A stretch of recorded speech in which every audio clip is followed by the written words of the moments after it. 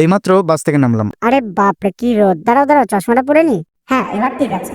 তো এইমাত্র বাস থেকে নামলাম আর বাস নিউ দীঘাতে নামিয়েছে, কারণ জগন্নাথ মন্দিরের মেন গেটের কাজ চলছিল, তাই বাস ওদিকে যাবে না। আর যেহেতু আমরা প্রত্যেকবার ওল্ড দীঘাতেই থাকি, তাই ভাবলাম এবারও ওল্ড দীঘাতেই যাবো। তাই গেলাম টোটোওয়ালার সাথে কথা বলতে, আর গিয়েই আমাদের সাথে স্ক্যাম হয়ে যাচ্ছিল। টোটোওয়ালা আমাদেরকে বলছে ওল্ড দীঘা নাকি বন্ধ আছে, আর ওখানে স্নান করতে দিচ্ছে না। আর সেটা শুনে আমরা তো পুরো অবাক হয়ে গেলাম। তারপর একটু খোঁজখবর নিয়ে জানতে পারলাম যে এটা পুরোই মিথ্যে। তাই ওই টোটোওয়ালার সাথে আর কথা না বাড়িয়ে একটু আগিয়ে গিয়ে অন্য এক টোটোওয়ালার সাথে দরদাম করে সবাই টোটোতে উঠে পড়লাম, আর এখন ওল্ড দীঘা যাচ্ছি।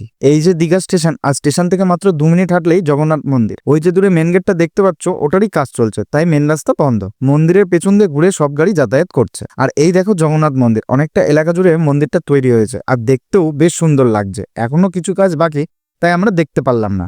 টোটোলার কাছে জানতে পারলাম বৈশাখ মাসের অক্ষয় তৃতীয়াতে মন্দির উদ্বোধন হবে, তাই তোমরা যারা এপ্রিলের 30 তারিখের পরে আসবে তারা অবশ্যই এসে ঘুরে যেও।